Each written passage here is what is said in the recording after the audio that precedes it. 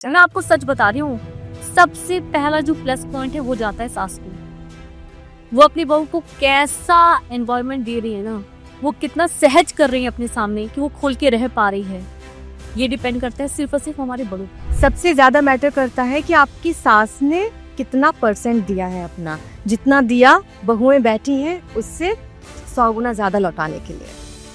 बहू आएगी, चाय बनाना है, नाश्ता देना है और क्या कुछ बहू को चाय देना है, बहू को नाश्ता देना है। मुझे लगा कि आप जाके चाय बनाएंगे उनके लिए, नाश्ता देंगे उनके लिए। पिछले दोनों एपिसोड में ये कह रही हूँ कि ये जो प्रेगनेंसी का और डिलीवरी का टाइम होता है ना, ये एक लेडी के लिए बहुत क्रूशियल टाइम होता है। उसको याद रहता है किसने उसके लिए क्या किया, किसने उसको ताने मारे हैं, परेशान किया है, चाहे वो किसी भी तरीके से किया हो, और किसने उसके हाथ से थाली लेकर, जूठी थाली लेकर थालियां धोई हैं, उसको ये भी याद रहता है। बस वो इन्वेस्टमेंट कुछ महीनों का और पूरी जिंदगी बहू आपकी। नमस्ते, मैं हूँ Arzoo Sai. The modern mama show देखना शुरू कर चुके हैं आप। जैसा कि आप जानते हैं, यहाँ पर बात होती है माँओं की, उनका स्ट्रगल, उनकी चुनौतियाँ, उनकी कहानी, उन्हीं की जुबानी, उनकी फैमिली, उनका पति और उनका बच्चा। अगर आप भी इस पॉडकास्ट का हिस्सा बनना चाहते हैं तो मोस्ट वेलकम। आप मेरे सामने बैठेंगे, मैं आपसे सवाल पूछूंगी और आप उन सवालों के जवाब देंगे और सुनाएंगे अपनी कहानी अपनी जुबानी। जैसे कि मैं हमेशा कहती हूँ कि हर कहानी खास होती है, उतनी ही खास जितनी हमारी आज की मेहमान हमारे साथ है रीनू शरद यादव, जो न्यूज एंकर है, वर्किंग मॉम है और इनकी 1.5 साल की बेटी है, बिल्कुल अदीरा जैसी। आपका बहुत बहुत स्वागत है रीनू। बहुत शुक्रिया आरज़ू। और ये जो कॉन्सेप्ट है, अभिषेक जी के दिमाग में आया या आपके दिमाग में आया, जिसके भी दिमाग में पहले आया, वो बहुत अच्छा है। क्योंकि ना बहुत सारी चीजें जो लोग फील करते हैं ना, वो बोल नहीं पाते हैं, और ये जो प्लेटफॉर्म है बेस्ट है। क्या चीज ऐसी लगी कि जो आपको यहाँ तक खींच के लेके आई है?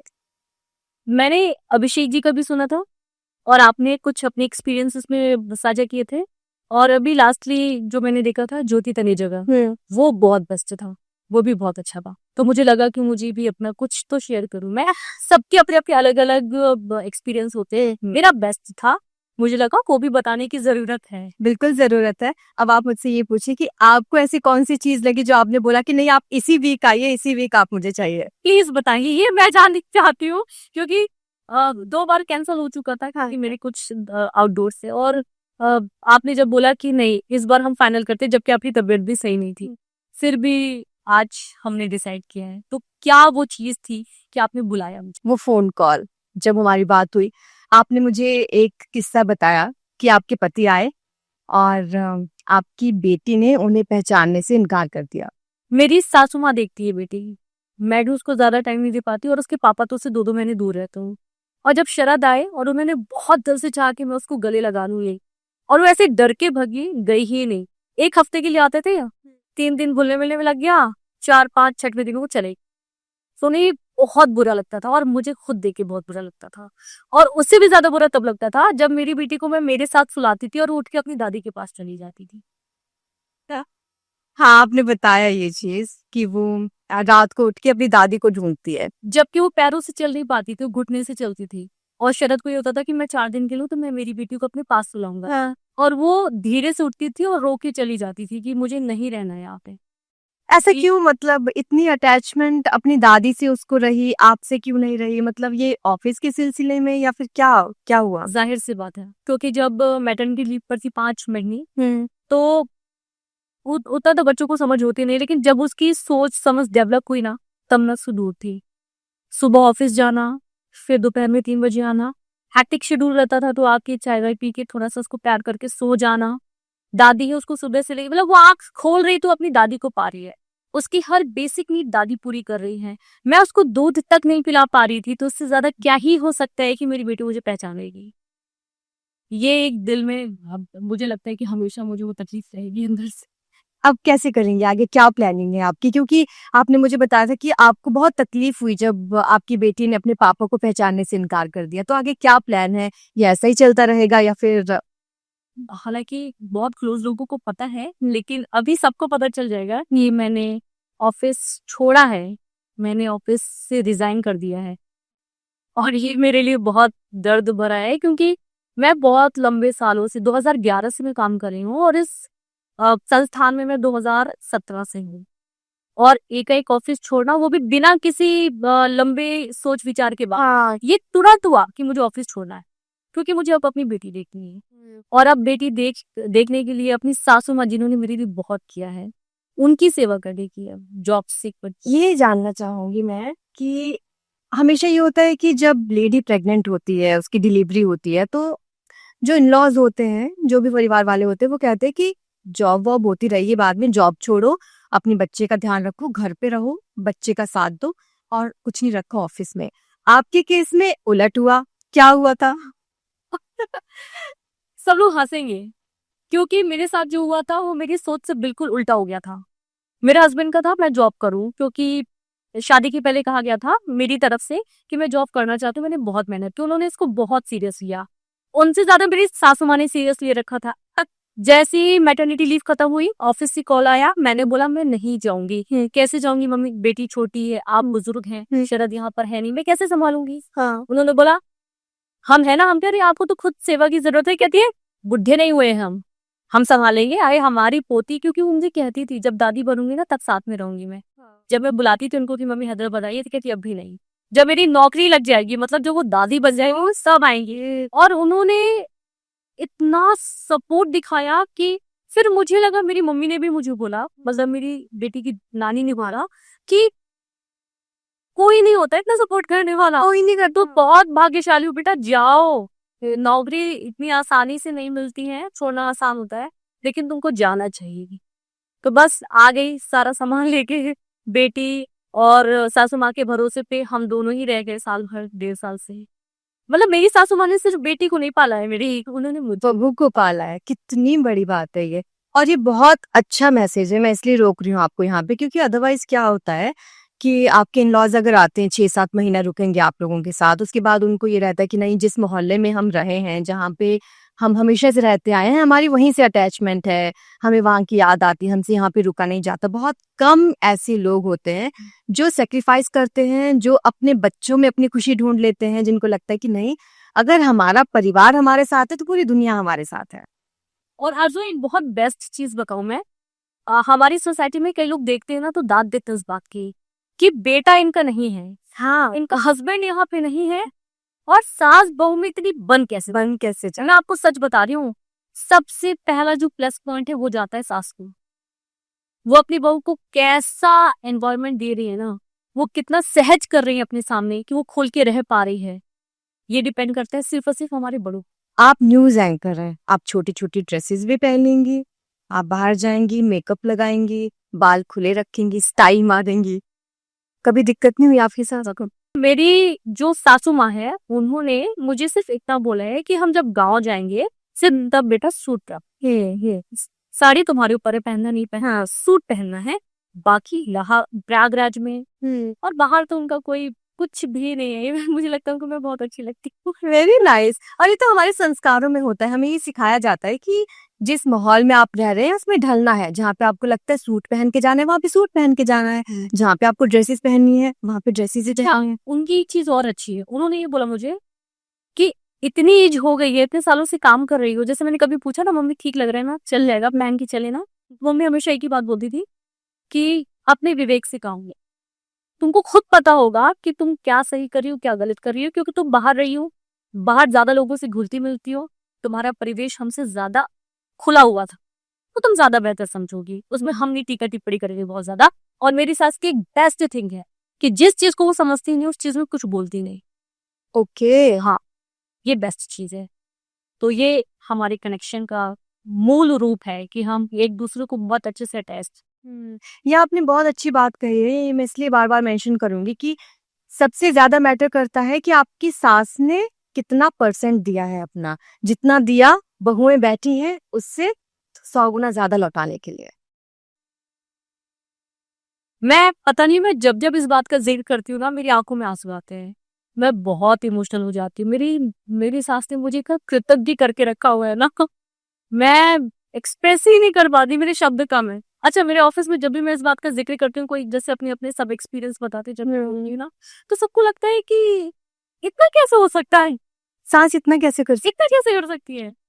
लेकिन मेरी प्रेगनेंसी जो कि बहुत ज्यादा क्रिटिकल थी, तब से लेकर अभी तक आने तक में जैसे ही 3:30 बजे उनका कॉल आ गया कि तुम आई नहीं घर, मैंने बताया मम्मी आप बोलिए, मैंने बोला था पॉडकास्ट की। अच्छा अच्छा हाँ ठीक है। उनको याद रहता है कि मेरी बहू आएगी, चाय बनाना है, नाश्ता देना है और क्या कुछ बहू को चाय देना है, बहू को नाश्ता देना है। मुझे लगा कि आप जाके चाय बनाएंगी उनके लिए, नाश्ता देंगे उनके लिए। ये ऐसे थोड़ी ना आस बात है, उनको पूछते हैं।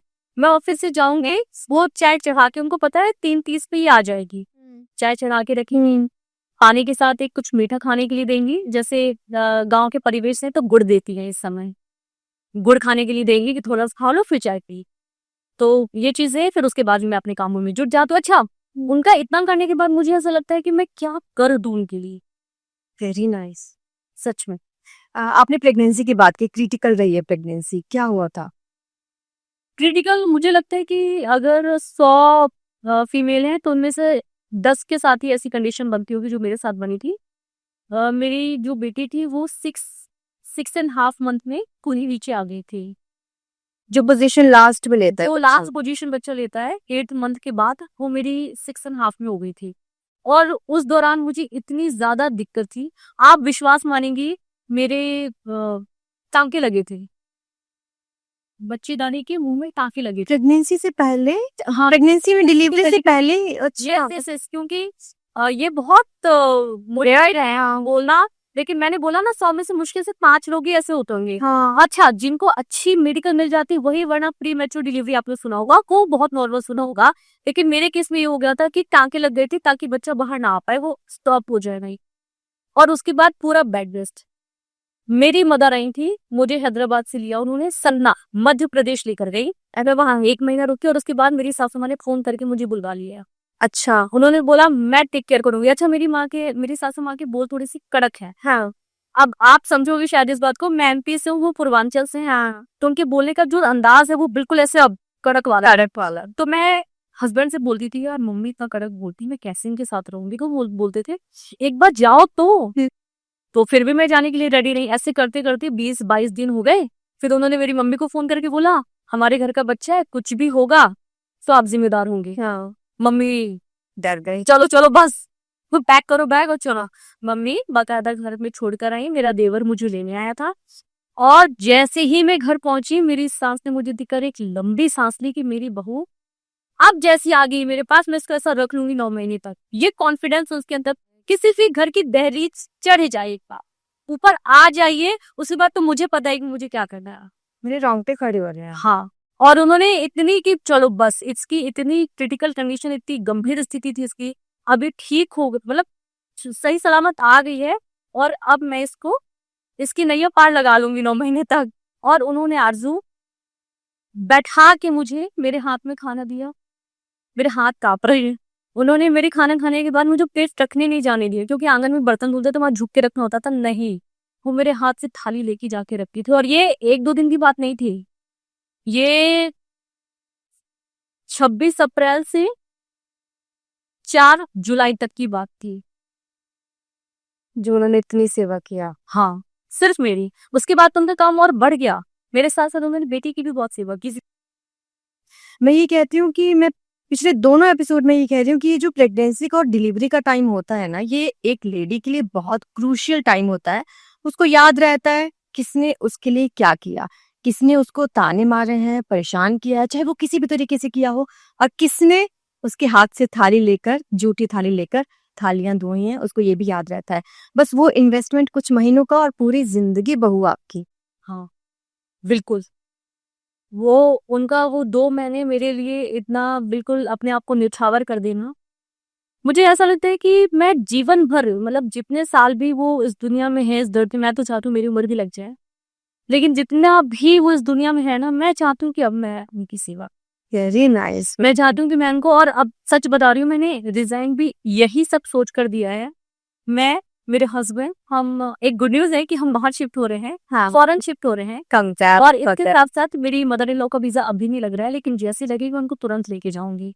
और मैं एक बहुत अच्छी, मतलब शांति भरी जिंदगी, आराम से खाना बेस्ट वाली एक लाइफ देना चाहती हूँ। Very nice. अच्छा, मेरा अगला सवाल आपसे ये कि long distance relationship, long distance marriage और उसके बाद ज्यादा टफ हो जाता है जब आपका एक बेबी भी है, कैसे मैनेज किया? हालांकि मुझे जवाब आपके इस जवाब में मिल गया कि सासू माँ ने इतना सपोर्ट किया आपको कि आपको कमी फील नहीं हुई, फिर भी लेकिन फिर भी बहुत कुछ होता है जो छूट ही जाता है हमसे। मुझे याद है शरद बोल रहे थे कि मैं उसके हम यहाँ पे जनवरी में शिफ्ट हुए थे, 6 मंथ का उसका बर्थडे सेलिब्रेट करना था और उसके पहले शरद उसको मिले थे दीपावली में। बोले 2 महीने बाद मैं आता हूँ और देखता हूँ कि वो बड़ी हो जाती है। 2 महीने बाद आता हूँ, उसके दांत निकल आते हैं। 2 महीने बाद वो चलने लगती है और 2 महीने बाद वो दौड़ने लगती है। तो हमने काफी कुछ छोड़ दिया है। अब कहते हैं ना कि मेरी सास ने इतना किया कि मैं बहुत लकी हूँ, लेकिन दूसरा फेस देखिए ना कि मेरी बेटी कितनी लकी है। नहीं है वो, क्योंकि उसके पेरेंट्स, उसके माँ पापा को, उसके दोनों का प्यार तो दादी को बहुत लकी है कि उसको अपनी दादी का इतना प्यार मिला जितना शायद हम लोगों को नहीं मिला होगा। लेकिन मम्मी और पापा से वो दूर रह गए। क्योंकि जो पहले बच्चे की जो पहला माइलस्टोन होता है वो हमेशा सेलिब्रेट करने वाला होता है कि अरे अब ये घुटने के बल चलने लगी है, अरे इसने पहला शब्द बोला आज, और आज इसका पहला दांत निकल के आया है, आज ये पहली बार खड़ी हुई है। वो सब चीजें उन्होंने मिस की होंगी बहुत। बहुत उन्होंने की, मैंने भी की।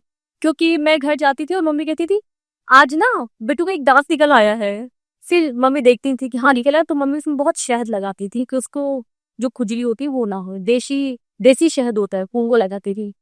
वो घुटने से चलने लगी। मम्मी ने पहले देखा, अच्छा मेरी मम्मी भी हम लोग, मैंने बोला ना मेरी मम्मी को जो बहुत ज्यादा अगर नहीं पता है तो उसमें बोलेंगी नहीं, अपने हिसाब से बहुत जल्दी सीखती बहुत है। अच्छा, तो वो जैसे देखती ना कि रीनू को पसंद है, जब उसको बैठना शुरू किया उसकी फोटो वीडियो बना लेना। जब उसने बिगनर से चलना शुरू किया उसकी फोटो वीडियो बना लेना। मेरी सासू माँ के फोन में उसके ढेर सारे फोटो वीडियो, जो पहली बार उसने कुछ कुछ किया होगा ना सारे रिकॉर्ड कर लिए हैं। हाँ, तुरंत रिकॉर्ड करती है वो। अच्छा, तो पहले बेबी की माइलस्टोन्स तो आपने मिस कर दिए, दूसरे बेबी के बारे में क्या ख्याल है? ऑब्वियसली मुझे करना है। मैं तो चाहती हूँ कि 3 बच्चे और कम है। मेरे दिल से चाहते कि मेरा घर बिल्कुल हरा भरा रहे। मैं क्यों पड़ोसी के बच्चे के साथ कंपटीशन करने जा, हिम्मत जरा है। कंपटीशन रही। लेकिन अच्छा एक चीज आपने देखी होगी कि बेटा होना चाहिए घर में, ये सबके दिमाग में रहता है। हाँ। मैं इस चीज से भी बहुत लकी। हस्बैंड का तो है कि मेरी बेटी हो गई, मेरी दुनिया मिल गई, अब मुझे कुछ नहीं चाहिए। लेकिन फिर भी मुझे ऐसा लगता है कि पहले के परिवेश में जल्दी शादी होती थी, जल्दी बच्चे बड़े हो जाते थे। हम एक एज लिमिट से क्रॉस हो चुके हैं। हाँ, और जब तक हमारी बेटी बड़ी होगी, एक अच्छे पायदान पर होगी ना, तब तक हो सकता है मुझे कि उसका वो उस मूवमेंट को शेयर करने के लिए हम उसके साथ ना पा रहे हैं या नहीं रह पा रहे हैं, कहाँ है कैसे। तो मुझे लगता है कि एक ब्लड रिलेशन होता है ना, इसकी वजह से चाहे वो बहन हो चाहे वो भाई, होना ही चाहिए। सिबलिंग जरूरी है। बिल्कुल बिल्कुल। इसलिए मैंने सोचा है कि अभी एक चाइल्ड, जो कि शरद की जिद है हाँ कि नहीं, तो इसलिए एक चाइल्ड, वरना मेरी तरफ से मैं 3 और करने की अभी तैयार। हाँ, वेरी नाइस। और ये बहुत जरूरी बात है क्योंकि हमने देखा है कि हमें अपने भाई बहनों का कितना सपोर्ट मिलता है। मेरे 2 रियल भाई हैं, 2 कजिन हैं जो भी रियल भाइयों की ही तरह हैं, बट बहुत ज्यादा सपोर्ट मिलता है। एक फैमिली होती है, गेट टुगेदरिंग होती है, जब हम साथ में जाते हैं, हम घूमने जाते हैं, हमें दोस्तों की जरूरत नहीं पड़ती क्योंकि अपने परिवार में अपने भाई बहन इतने हैं कि आपस में अच्छे से हम टाइम स्पेंड करते हैं। तो मुझे लगता है कि हम अदीरा को क्यों अकेले छोड़े। बेशक आज के पेरेंट्स ये सोचते हैं कि हम अपने बच्चे को भाई इतना प्यार देंगे कि उसको सिबलिंग की कमी महसूस नहीं होगी, पर कब तक? कुछ चीजें सिर्फ सिबलिंग्स ही पूरा कर सकते हैं। बिल्कुल बिल्कुल। तो हाँ, मेरा ऐसा मानना है कि बच्चे के साथ उसके हम उम्र का जो व्यक्ति होगा, हम खुद से सोचे ना कि हम किसी बुजुर्ग के साथ कितने कंफर्टेबल रहेंगे। हम कोई भी चीज शेयर करने के लिए, आपको एक बहुत अच्छी बात बताती हूँ, मेरा भाई मुझसे 10 साल छोटा है। कुछ मेडिकल कंडीशन थी, भाई मेरा लेट हुआ और आज की तारीख में वो मेरे पूरे परिवार को बांध के रखा हुआ। आपको पता है मैं घर जाती हूँ ना, मुझे किसी चीज की जरूरत ऐसा नहीं लगता कि ये चीज नहीं है। मेरा भाई पहले से सब, दीदी आ रही है, मेरी मम्मी और पापा, हम दोनों के बॉन्ड को देखकर इतने खुश रहते हैं कि चलो भाई बहन इतनी खुशी से रह रहे हैं, टच वुड की आगे भी हमेशा रहें। बहुत जरूरी है, बहुत। इवन घर परिवार में कुछ भी हो जाए ना, हम किसी से अगर शेयर नहीं कर पा रहे ना, तो मेरी बहन तो नहीं है, मेरे भाई है, मैं उससे जरूर। ऐसा नहीं कि हमारी रोज घंटों बातें होती हैं, हाँ, लेकिन मेन मौके पे जहाँ उसको मुझसे कुछ पूछना होता है, जहाँ मुझे उससे कुछ पूछना होता है, कुछ शेयर करना होता है, एक कॉल पे उठा लेता है। अच्छा एक बात और है आरजू, एक फोन जाता है ना, उसको लग जाता है कि कुछ तो है, दीदी फोन क्या है, हमें वर्किंग है। या मेरे पास अगर उसका मिस्ड कॉल रात में 12 बजे भी है, तो तुरंत मैं समझ जाती हूँ कि कुछ इसको जरूरी है। हाँ, ये कितना अच्छा बॉन्ड है जो भाई। और वो जो कनेक्शन है ना, वो आपको मिल ही नहीं सकता है कहीं और नहीं वो मिलता। अपने रियल ब्रदर रियल सिस्टर वाला जो एक कनेक्शन है ना, वो बहुत रेयर है कि कहीं मिल जाए। आप नहीं दे सकते, वो हमारे हस्बैंड से नहीं मिल सकता, वो हमारे बच्चों से भी। भाई बहन का बॉन्ड सबसे पवित्र, जो बचपन से लेके जवानी से बुढ़ापे तक का साथी दिल है। चाहे भाई बहन हो, चाहे बहन बहन हो, चाहे भाई भाई है, सिबलिंग जरूरी है। तो हम अपने बच्चों को इससे क्यों वंचित रखें मेरी फिर? बेटी भी वो जीवन देखे, हाँ, लाइफ को एंजॉय करे, हाँ। भाई और बहन के साथ वो भी खेले मस्ती करे, मारे पीटे। अच्छा, ऑफिस से कितना सपोर्ट मिला? ऑफिस बहुत थोड़ा सा मिला जुला सा है, मेरा और आपका एक जैसे ही है। और क्योंकि ऐसा होता है, जैसे मान लीजिए उसको वैक्सीन लगा और हमने छुट्टी मांगी सर से, सर ने दे दी छुट्टी, मैं नेक्स्ट डे ऑफिस जा रही हूँ, तो ऐसा थोड़ा सा महसूस होता था कि मतलब मैं इतनी छुट्टियां क्यों ले रही हूँ। एक बात और है, मुझे किसी ने ये भी सिखाया ऑफिस में कि बच्चे के नाम पे छुट्टी मत लेना। अच्छा, झूठ बोलना आता नहीं है, आता नहीं है। हाँ। अब झूठ बोल के मैं कैसे जाऊं? कुछ भी इमरजेंसी है, अगर कुछ भी जरूरत है मुझे और छुट्टियां अगर बढ़ानी है, सिर में क्या झूठ बोलूं मैं? तो ये चीज बड़ी अजीब लगी कि अपनी तबीयत बोलो कि खराब है, तो बच्चे के मन को लो क्यों? क्योंकि फिर वो हो जाता है कि वुमेन है, अब नहीं तो यही चलता है। तो इनका तो यही चलता रहता है। मुझे किसी बहुत वेलविशर ने ये बात बोली थी, बच्चे का मत बताओ।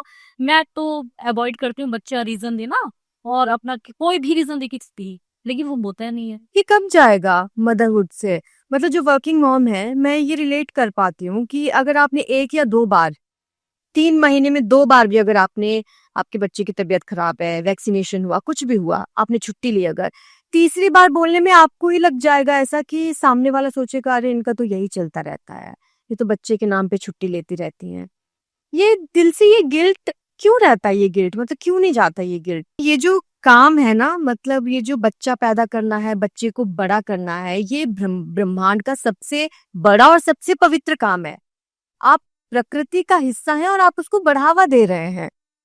अगर बच्चे इस दुनिया में ला रहे हैं, आप ब्रह्मांड का काम कर रहे हैं, तो मुझे लगता है सबको मिलके फिर वो सपोर्ट देना चाहिए माँ अच्छा, को। ये सपोर्ट, जैसे मैंने वो चीज एक्सपीरियंस कर ली उस चीज को। अब कोई प्रेग्नेंट अगर मुझे कोई फीमेल मिलती है ऑफिस में, तो मैं उसके लिए बहुत काइंड रहती हूँ। हाँ। अच्छा लग जाएगी, उसको भी बहुत प्यार की जरूरत, उसे बहुत दिल से, कि सामने वाला उसको कुछ समझ रहा है, उसका दर्द समझ रहा है, उसकी फीलिंग्स को समझ रहा है, ये चाहिए लोगों को। अच्छा, एक चीज और है आरजू, कि आपके साथ भी ऐसा हो, प्लीज मुझे बताइएगा कि कई लोगों का ये कहना, मेरी फैमिली का नहीं लेकिन कई लोगों का ये कहना होता है कि अरे प्रेगनेंसी तो सबकी होती है, इनके तो अलग ही चोचले हैं, इनके तो अलग ही टेंट्रम्स हैं, इनको क्या ही फिर इस घर में अच्छे से खाने के लिए मिल रहा है, आराम से सास सेवा कर ही रही है, फिर इनको क्या ही मूड स्विंग्स हो रहा है। ये मूड स्विंग्स वाला कॉन्सेप्ट नहीं समझ में आया। अब ये लोग इस चीज को क्यों नहीं समझते हैं, मैं बताती हूँ। जितना मैं समझ पाई हूँ अपनी चाची, दादी और उस जनरेशन के लोगों को, उनमें फ्रस्ट्रेशन होती थी, उनके भी मूड स्विंग्स होते थे, बट वो फ्रस्ट्रेशन निकाल नहीं पाती थी कहीं पे, घर पे रहती थी, तो वो या तो बच्चों पे निकलती थी, या फिर अगर बच्चों पे नहीं निकलती थी तो उनके मूड स्विंग्स में वो अपने आप में घुटती रहती थी, अपने आप में ही चिढ़ती रहती थी। उनके सपने खत्म हो गए, उनकी फ्रस्ट्रेशन सुनने वाला नहीं है, कोई उनकी फीलिंग्स को शेयर करने वाला नहीं है। तो आज उनका जो बिहेवियर है उसमें हम वो देख सकते हैं, वो चिड़चिड़ापन, वो दब्बू होना, वो बात बात पे इमोशनल हो जाना, क्योंकि उनको किसी ने सुना नहीं। और हम, जो हमारी जनरेशन है, वो खुले विचारों वाली जनरेशन है, हम जानते हैं। और सबसे बड़ी बात है, इस जनरेशन के जो फादर्स हैं, जो लड़के हैं, बेस्ट हस्बैंड्स हैं, बेस्ट फादर्स हैं। अच्छा, एक चीज आपके साथ भी होती है क्या, प्लीज मुझे बताइए। हाँ। कि जैसे मैंने कोई भी चीज उनसे शेयर की, मुझे ये नहीं जानना है कि मुझे उस पर क्या करना चाहिए, हाँ। मुझे उसका सॉल्यूशन आपसे नहीं चाहिए, आप बस मुझे सुनो, मेरी उस तकलीफ को आप भी समझो, मेरी उस फीलिंग को, उस नाराजगी को आप समझो, आप उसमें सिर्फ हाँ में हाँ में। मैं बताऊं आपको, वो लोग बहुत लकी होते हैं जिनको ऐसा पार्टनर मिल जाता है। अब जैसे अभी हैं, आपने जैसे पूछा कि आपके साथ ऐसा होता है क्या, तो मेरे साथ हमेशा ऐसा होता है जब भी मैं परेशान होती हूँ, क्योंकि हम बहुत ओवर थिंक करते हैं और हम बहुत ओवर इमोशनल भी हैं। तो मैं जब भी आऊंगी, अभी ऐसा हुआ, उसने ऐसे बोला मुझे, उसने ऐसे किया, उसको ऐसे नहीं करना चाहिए था, तो वो मुझे समझाएंगे नहीं कि नहीं तो आप ऐसे क्यों सोच रही हो, आप इसको उस तरीके से ले सकती हो, नहीं आप उसको इग्नोर करो। नहीं, वो पहले शांति से सुनेंगे मेरी पूरी बात, उसके बाद मुझे हक करेंगे और बस बात वहीं पे खत्म हो जाएगी। अगर कोई मुझे नहीं पसंद है तो वो अभी को भी नहीं पसंद है और ऐसा ही होना चाहिए। अगर कोई मुझे बहुत पसंद है तो वो अभी को भी बहुत पसंद है। यहाँ पे एक फनी बात आपको बताऊं, अभी का कोई रहा होगा दोस्त जिससे मैं कभी नहीं मिली हूँ और बाद में उनकी दोस्ती टूट गई और फिर उनमें अनबन हो गई, मतलब किसी बात को लेकर, तो आज मैं भी उसको नापसंद करती हूँ बिना मिले। ये होना ही चाहिए। हाँ, ये होना ही चाहिए। आपको याद होगा बचपन में क्या होता था स्कूल में कि मेरी बेस्ट फ्रेंड से अगर किसी ने झगड़ा किया तो वो मेरे साथ भी अब दोस्ती नहीं कर सकती। हाँ, ऑब्वियस है, हस्बैंड वाइफ एक बहुत अच्छा बॉन्ड शेयर करते हैं लाइफ टाइम के लिए, क्योंकि आधी जिंदगी निकल गई है, अब आधी जिंदगी उनके साथ निकालनी। तो ये बिल्कुल है कट टू कट। कभी अपनी बीवी के लिए गुनगुनाते हैं आप? ऐसे कोई लोरी या गाना तो नहीं गाती हूँ मैं, लेकिन मैं जो बोलती हूँ वो उसको बहुत अच्छा लगता है, उस चीज को बहुत महसूस करती है और ऐसे गले में हाथ रख, छोटा सा हाथ है गले में हाथ रख के वो सो जाती है। और वो लाइन्स है कि तुम तो मेरी बहुत प्यारी प्यारी अच्छी बेटू होती जा रही हो, तुमने मेरी सोना मोना होती गई हो, तुम तो मेरी प्यारी प्यारी गुड़िया रानी होती जा रही हो, तुम तो मेरी बहुत समझदार गुड़िया होती जा रही हो, तुम मेरी बहुत प्यारी गुड़िया रानी हो, मतलब गुड़िया रानी को प्यार से, तो मेरी बहुत प्यारी गुड़िया रानी हो। और मुझे ऐसा लगता है क्योंकि वो जब वो पैदा हुई थी मैं तब से उससे यही चीजें बोल रही हूँ, और जब वो ये चीजें सुनती है ना तो आराम से सो जाती है बहुत सुकून से। और एक बात बताऊं आपको, ये बहुत इंपॉर्टेंट बात है जो आपने कही। ये बहुत कम माँओं को शायद पता है कि आपका एक एक शब्द वो मैनिफेस्टेशन है बच्चे के लिए। आपका एक एक शब्द बहुत कीमती है अपने बच्चे के लिए। अगर आप रात को सोने से पहले थोड़ा सा टाइम दे दें अपने बच्चे को, ये जो आपने बोला प्यारे प्यारे से शब्द कि मेरी बेटी बहुत समझदार है, मेरी बेटी कितनी सुंदर है, कितनी सोनू सी है, उसको बहुत अच्छा लगेगा। उसके ब्रेन में वही सारे शब्द चलते रहेंगे, वो इसी को मैनिफेस्टेशन कहते हैं। और उसके बाद जब वो सुबह उठेगी उसको उतने ही प्यार से जगाओ, मेरी प्रिंसेस उठ गई, मेरी समझदार बच्ची, प्यारी बच्ची, kind, you are so kind, you are so compassionate. वो सब वर्ड्स, उन्हीं वर्ड्स के साथ वो बड़ी होगी, वही ऑरा एक उसके आसपास डेवलप हो जाएगा और वो इन्हीं शब्दों के साथ खुद को महसूस करेगी। उसको लगेगा कि मैं बहुत काइंड हूँ, मैं बहुत कंपैशनेट हूँ, मैं बहुत समझदार हूँ। सोचिए उस बच्ची को क्या पता है क्या फीलिंग्स हैं ये, पर उस बच्ची को समझ में आता है। तो ये बहुत जरूरी है माँओं के लिए, जो माएँ बनने वाली हैं या जो माएँ बन चुकी हैं, या फिर आपका बच्चा बड़ा भी हो गया, कोई बात नहीं। अगर आपको ये लग रहा है कि काश हमने ऐसे किया, कोई बात नहीं। आपका बच्चा टीन एज भी है, तब भी आप उसके साथ वो मोमेंट्स शेयर करिए सोने से पहले, उसको प्यार करिए। बच्चों को नहीं, हर इंसान को जो भी इस दुनिया में है उसको प्यार की जरूरत होती है। एक चीज और है, बच्चे शैतानी बहुत करते हैं, बहुत सामान फैला देते हैं, घर बिल्कुल भी डेकोरेट नहीं हो सकता है बच्चा अगर घर में है। तो मैं मेरे घर में जितना भी डेकोरेशन करती थी, मेरी मम्मी से मैं कहती थी, सासू माँ से, कि मम्मी हर चीज फैला देती है, बताइए कितनी शैतान है। तो मम्मी कहती थी जिनके बच्चे नहीं उनके घर बहुत सुंदर लगता है देखने में। बस मैं उस दिन से फैला बेटा करो बेटा। हाँ, जितना करना है करो। मम्मी ने एक लाइन में मुझे समझा दिया कि जिनके बच्चे नहीं उनका घर बहुत साफ रहता है। और अनुभवी लोगों की ना एक एक लाइन दिल पे बिल्कुल छू जाती है बोल के। तो फिर मैंने सोचा सही बात है, अगर मेरी बेटी है, सबको पता है कि इनके घर में बच्चा है, काला रहेगा, कोई दिक्कत नहीं, खेलो अच्छे से। हाँ, आप अवॉइड करते हैं कि चीजें थोड़ा दूर दूर कर दे। आपको याद होगा हम तो हैदराबाद से एक दूसरे को जानते हैं, तो मेरा घर बहुत साफ सुथरा हमेशा ऑर्गेनाइज्ड रहता था, क्योंकि मुझे ओसीडी वाली थोड़ी सी दिक्कत थी। तो वो चीजें मैं ये सोचती थी, पता है, जब मेरी शादी नहीं हुई थी, कि यार मेरी शादी किसी ऐसे लड़के से हो गई जो गीला तौलिया ऐसे बेड पे फेंक के चला जाए जो अपने कपड़े अच्छे से सलीके से ना रखे। मैं तो परेशान हो जाऊंगी। चलो ठीक है, वो तो मैं कर भी लूंगी, कल को बच्चा होगा तो मैं बच्चे के पापा के कपड़े संभालूंगी और चीजें संभालूंगी या बच्चे की चीजें संभालूंगी, ये सब चीजें। तो टचवुड कि अभी भी वैसे ही है जैसी मैं हूँ, वैसे ही है जैसी मैं हूँ। मतलब सारा सामान अपनी जगह जहाँ से उठाया उनको वहीं पे चाहिए, बिल्कुल वैसी बुक्स अपनी जगह पे चाहिए। फिर उसके बाद हमें लगा दोनों को ये बच्चा होगा तो फिर कैसे हम मैनेज करेंगे। बट पता है आपको, जब बच्चा हुआ ना, पता नहीं ये ओसीडी कहाँ चला गया है। हाँ, मतलब जब से बेबी आई है, वो उसकी डॉल्स कहाँ पे गिरी हैं, औंधे मुंह गिरी हैं, बुक्स कहाँ पे फैली हुई हैं, वो वैसे ही रहती है।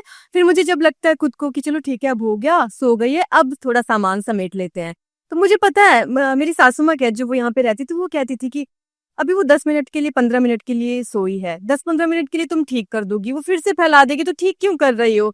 तो मैंने कहा कोई बात नहीं, फैला देगी तो मैं थकती नहीं हूँ, मैं ठीक कर दूंगी, उसके बाद वो दोबारा फैला दे, कोई फर्क नहीं पड़ता। पर बच्चे खुश रहने चाहिए बस। रूटीन बहुत जरूरी है बच्चे के लिए, डेली रूटीन होना, ताकि वो बच्चे के लिए भी आसान रहता है। कितने बजे आप उठ रहे हैं, कितने बजे आपको ब्रश करना है, खाना खाना है, उसके बाद पार्क जाना है, उसके बाद आना है, थोड़ा नैप लेना है, फिर आप उठेंगे, फिर घूमने जाएंगे, उसके बाद सोना है, तो बच्चा एक इजी रूटीन में ढल जाता है। एक बहुत छोटा सा इंसिडेंट से मैं मुझे याद आ गया अचानक से।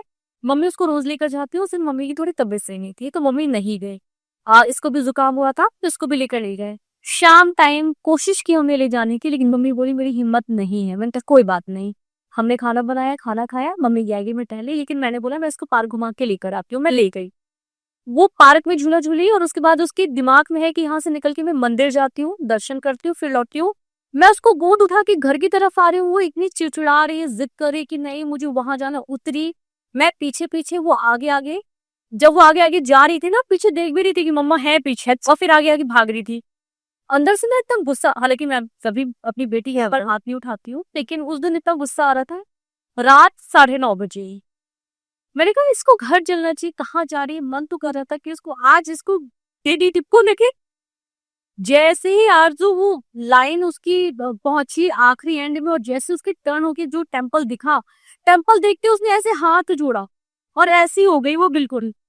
वो देखकर मेरा मन इतना ऐसे, इतना मन ममता से भर गया ना, मुझे लगा बस गले लगा लूं मैं इसको। फिर मुझे पता चला कि मम्मी इसको रोज लेकर आती इसी आदत में, और इससे इतनी परेशान थी। अंदर गई, उसने गेट खोला, वहां पर मिश्री रखी रहती प्रसाद की थाली में, उसने मिश्री उठाई और जोत जली थी, उसने अपने आप जो भी उसने सिखाई वो खाया सबके। उसने चंदन घिसा, उसका जो रूटीन है वहां पे चंदन घिसा, 5 उंगली में उसने लगाया और जाके सब भगवानों को एक एक एक करके आई। ये चीज मुझे बहुत अच्छी लगी कि मम्मी ने उसको बहुत अच्छा सिखाया। यहाँ पे लगता है कि बहुत जरूरत होती है बुजुर्गों की, दादा दादी की, बच्चों के लिए ये सब संस्कार डेवलप करने के लिए। मेरी बेटी ने मम्मी पापा बोलना नहीं सीखा है, लेकिन जय जय जय सिया राम ये बोल लेती है। कभी ऐसा हुआ कि ऑफिस से अचानक भागना पड़ा हो? हाँ हुआ। ये तब हुआ जब मेरी बेटी झूले से गिर गई थी। मैं बुलेटिन में थी, मेरी नेबर का फोन आया कि शायद आपकी बेटी गिर गई है, बहुत तेज रो रही है। बुलेटिन हुआ, मैं तुरंत गाड़ी उठाई और मैं तुरंत घर भागी। जाके देखा तो उसको थोड़ा सा यहाँ पीछे फूल गया था। मैट रहता है तो जाहिर सी बात है कि उतना ज्यादा लगता कहीं है, लेकिन मैं बहुत डर गई क्योंकि उसकी आवाज उस फोन में आ रही थी। वो इतना उसका गला बहुत तेज है, बहुत आवाज तेज है उसकी। मैं डर गई, और आप विश्वास मानो मैं उस ऑफिस की बिल्डिंग से उतरते उतरते, लिफ्ट में आते आते और घर पहुंचते मेरी सांसें थम नहीं रही। मुझे लग रहा था कि भगवान ज्यादा नहीं लगी क्या आज, मम्मी डर के कारण नहीं बता रही। फोन करके मैं मम्मी को फोन करी, मम्मी फोन नहीं, क्योंकि मम्मी उसमें बिजी थी। जब मैं घर पहुंची, मम्मी बोली अरे मैं कि बेटू कहाँ है, बोली बेटू बैठी हुई है। जब घर तक पहुंची तो वो ठीक थी। तो लेकिन ये बहुत तो हार्ट ब्रेक टाइप का हो जाता है अगर ऐसा दूर से रह के सुन लो कि कुछ हुआ। ये हमेशा चिंता रहती भी ऑफिस में कि जैसे भी हो, आपको पता है आपका बच्चा सिक्योर है, परिवार के साथ है, बट फिर भी अंदर एक रहता है कि वो ठीक तो होगी, सब सही तो होगा।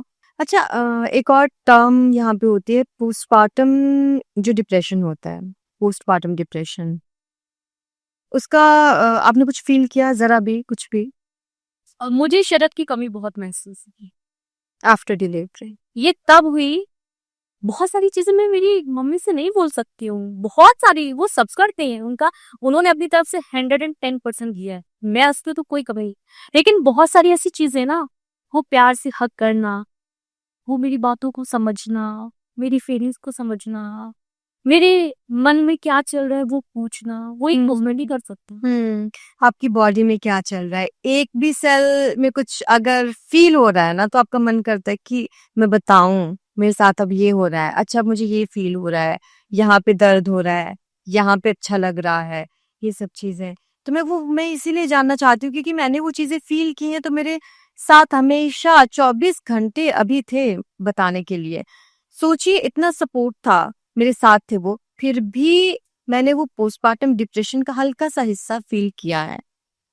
हल्का सा हिस्सा इसलिए कह रही हूँ कि मुझे रोना आता था, मुझे नहीं पता मुझे क्यों रोना आता था। एग्जैक्टली और ये नहीं पता होता क्या, शरद वहां पर अपने काम में बिजी रहते थे, उनका रिसर्च का काम है, लैब में वो घंटों बिता देते थे, रात रात भर रहते थे, सैंपल जब वो लगाते थे। तो मम्मी मुझे एक चीज बोलती थी, क्योंकि मेरी मम्मी बहुत शांत दिमाग की, वो किसी को परेशान नहीं करती है, मेरी सासू माँ। तो उन्होंने मुझे बोला कि रेनू तुम भी आराम से रहो, उसको भी वहां काम करने दो। तुम यहाँ परेशान हो, तुमको देख कि वो वहां परेशान होंगी, वो अपना काम नहीं कर पा रही, तुम अपने यहाँ जितना भी आराम से करो, नहीं करते बना छोड़ दो, हम करेंगे। लेकिन परेशान मत करो किसी को, ना खुद परेशान, शांत रहो। और उनकी यही बात, जबकि उन्होंने कुछ गलत नहीं बोला, मुझे कि ये बात इतनी बुरी लग जाती थी कि मैं उस पर ही रोने लगती थी कि आपको ये नहीं लग रहा कि मैं क्या महसूस कर रही हूँ, मैं क्यों परेशान हो रही। उनको परेशान नहीं करा रहे, उनको तो खुद समझना चाहिए कि मैं कितनी परेशान हूँ। मतलब वो अननेसेसरी होता है, लेकिन ये होता है, लेकिन ये होता है। अच्छा, जब ठीक हो जाते हैं ना, तब बाद में लगता है कुछ तो नहीं हुआ था, हाँ मैं क्यों इतना नाराज हो रही थी।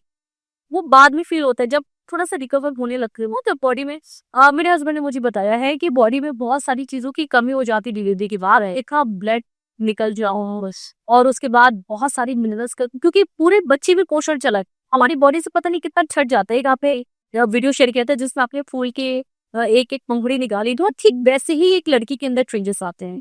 फिर उसको दोबारा भरने के लिए ना हर चीज की जरूरत होती है, खान पान से लेके दिमाग की, इमोशंस की भी जरूरत होती है, ये बहुत अहम है।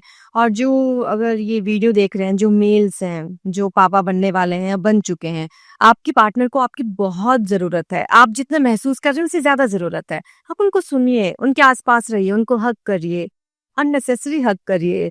आपको नहीं जरूरत फील हो रही है, फिर भी आप उनको वो सपोर्ट करिए, उनको बहुत अच्छा लगेगा। क्योंकि ये वाला टाइम बहुत टफ होता है। एक तो वो अपनी बॉडी से ही जूझ रही होती हैं, जो भी कमी उसमें होती है, इमोशनली जूझ रही होती है, नींद पूरी नहीं होती है, बहुत सारी चीजें चल रही होती हैं।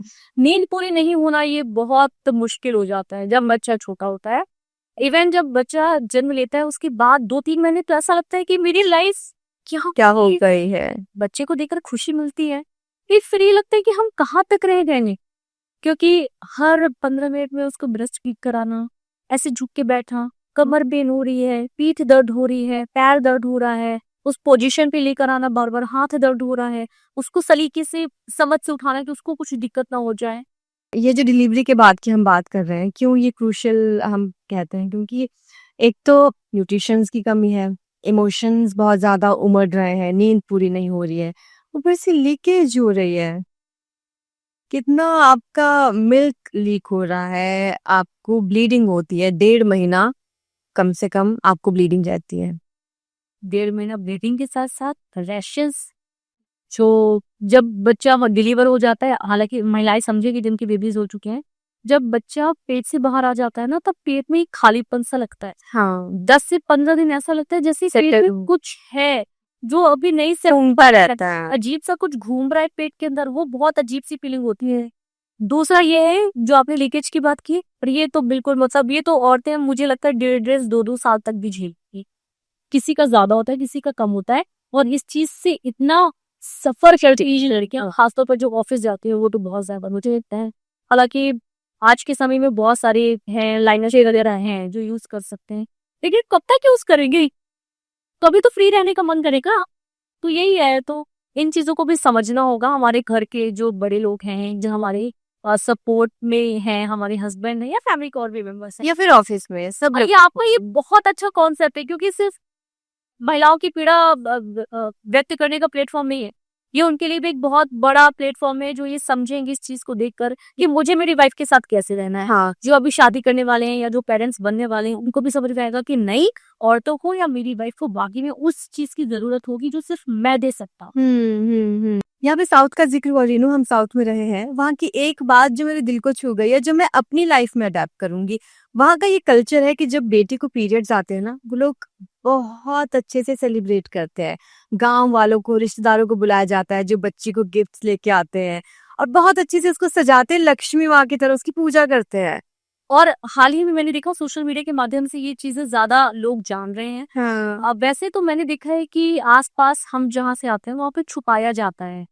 आप मान लीजिए कि अब बेटी बड़ी भी हो गई है, उसको पीरियड्स आ भी गए ना, तो भी इस चीज को छुपाएंगे कि किसी को पता नहीं लगना चाहिए कि ऐसा कुछ है। लेकिन इससे जुड़ा एक बहुत अच्छा किस्सा मेरे पास है, जब मुझे पीरियड्स आए थे तब का है। मम्मी ने पापा को बता दिया, जाहिर सी बात है कि इसको पीरियड्स आए, और मैं लेटी हुई कि मुझे बहुत पेन हो रहा था। मेरे पापा आए, बोली बिटिया पैर दर्द हो रहा है क्या? कि मैंने बोला था मम्मी से सबसे ज्यादा पैर के पंजे दर्द हो रहे हैं, बहुत पकड़न सी जकड़न सी, पता नहीं क्या हो रहा था, मन मिलना। तो पापा ने सरसों का तेल लिया और खूब बढ़िया से मालिश की, और ये पापा ने कंटिन्यू 3 दिन तक किया। Very nice. 3 दिन तक उन्होंने मेरे पैरों की मालिश की, और पापा का वो प्यार, अच्छा मुझे नहीं पता है कि इनको पता है, अच्छा। लेकिन वो पूछ लेते थे तो मैं कह देती नहीं पापा को बहुत दर्द होता है। हाँ। तो वो चुपचाप बैठते थे और पैरों की पंजों की मालिश बहुत कर देते थे। अच्छा। तो वो फर्स्ट टाइम था। हाँ। फिर उसके बाद तो मैं समझदार थी, तो फिर मैंने धीरे धीरे कि मुझे इस चीज से परहेज करना है नहीं। लेकिन हाँ, जैसे ही मैं बाहर निकली, अच्छा पहले ये भी होता था छोटे शहरों में ना, इस चीज को सबसे छुपाया जाता है कि किसी को पता नहीं लगे। जब मैं भोपाल आई, मैंने देखा कॉलेज में लड़कियां बहुत फ्रैंक है इस चीज के लिए। अब तो बहुत सारी बहुत चीजें फ्रैंक है। बदल गई पहले हैं। पीरियड शब्द लेना ही अजीब लगता था, हाँ। लेकिन अभी नहीं, फोन करके बकायदा वही थी, हाँ। मेरे लिए नैपकिन लेकर आना। हाँ, अच्छा मेरी पापा से कभी डायरेक्ट बात नहीं हुई इस बारे में, बट अब जब मैं याद करती हूँ तो मुझे बहुत अच्छा लगता है कि जब मेरे पीरियड्स आते थे तो मेरे पापा कॉल करेंगे बीच में और फिर मुझे पूछेंगे कि बेटा चॉकलेट चाहिए, तो बोलूँगी हाँ, मुझे चॉकलेट खाने का बहुत मन करता था उस टाइम पे, और पापा बहुत सारा चुकंदर लेके आते थे और उस टाइम पे बहुत सारा चुकंदर खिलाएंगे। तो फिर अब मुझे समझ में आता है कि क्यों ये सब चीजें उस टाइम पे होती थी, कि बहुत ज्यादा ध्यान रखा जाता था कि हाँ ठीक है कि नहीं है, आराम कर रही है कि नहीं है, तो वो इनडायरेक्टली भी आपके पेरेंट्स इन्वॉल्व होते थे। अब तो खैर चीजें बहुत ही अलग है, अब हम अपने बच्चों को पहले से सारी चीजें बता के रखते हैं कि पीरियड्स क्या है, क्या बॉडी में चेंजेस होते हैं, कि आजकल बच्चियों को 6, 7, 8 साल की उम्र में पीरियड्स आ रहे हैं। आप सोचिए 8 साल की बच्ची को क्या पता पीरियड्स के बारे में, और वो सब, और वो इस चीजें क्यों हो रही हैं, लाइफस्टाइल ऐसा हो गया बच्चों को। चिप्स के पैकेट पकड़ा देते हैं हम लोग, कुरकुरे खाओ, चिप्स खाओ, बर्गर खाओ, फ्रेंच फ्राइज, पिज्जा, आए दिन, मतलब कभी कभार तो चलता है, बट आए दिन अगर आपका यही जंक फूड आप खिला रहे हैं बच्चियों को, तो बच्चियों के हेल्थ पे असर पड़ेगा, जल्दी पीरियड्स आएंगे, जो कि समस्या है फिर बच्चों के लिए। बहुत ही अच्छा लगा आपसे बात करके। मुझे नहीं लगता कोई भी पहलू यहाँ पर मदरहुड का या डिलीवरी प्रेगनेंसी का छूटा होगा हमसे, और अगर आपको ऐसा लग रहा है कि कुछ छूटा है तो आप आइए मेरे सामने बैठिए, मैं आपसे सवाल करूंगी, आप भी मुझसे सवाल करना, खूब सारी बातें करेंगे, क्योंकि ये आपका अपना पॉडकास्ट है। मैंने ईमेल आईडी दे रखी है आपको ARZOOSAI@gmail.com, आप उस पर मेल ड्रॉप कर सकते हैं, अपनी कहानी मुझे बता सकते हैं, और आइए, मोस्ट वेलकम आपके अपने पॉडकास्ट पे, हम खूब सारी बातें करेंगे। फिलहाल के लिए शुक्रिया।